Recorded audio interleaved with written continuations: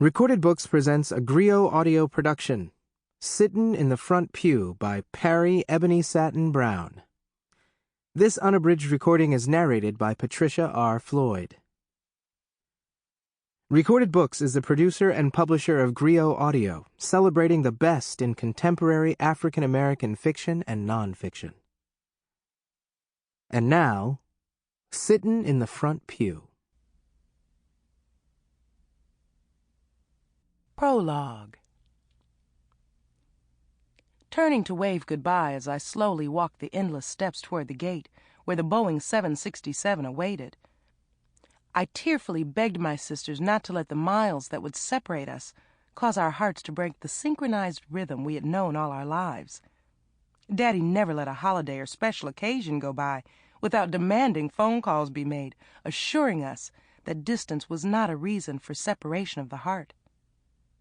I knew they loved me, but I never seemed to be a part of their everyday thoughts. They were always having family gatherings for one reason or another, mainly because they wanted to be together. They were always eating, drinking, and playing cards until the wee hours of the morning. There was always one sister missing. Me, Glenda. Minute pieces of my heart seemed to be left behind with each step. I psychologically dropped heart crumbs in hopes that my sisters could find their way to me. I felt juvenile and just plain silly.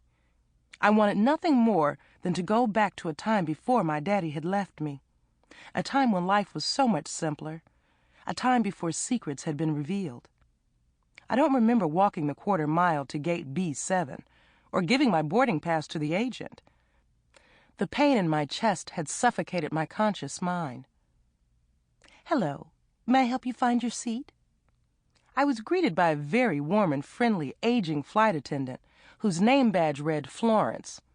She immediately noticed the tears falling from my eyes, which could not express the emptiness I felt inside. "Are you all right, miss?" she said, lightly touching my arm. Her compassion only opened the floodgates as I started to sob. "Please, may I show you to your seat?" asked the woman who was certain to be someone's grandmother as she glanced at my boarding pass.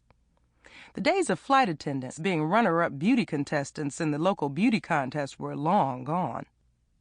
Although I knew I wasn't the first passenger to have absolutely no authority over her emotional state, I was so ashamed nonetheless of my lack of control. "I'm so sorry. I can find it, but thank you. I just buried my daddy last week. I'll be fine in just a few minutes." Sample complete. Ready to continue?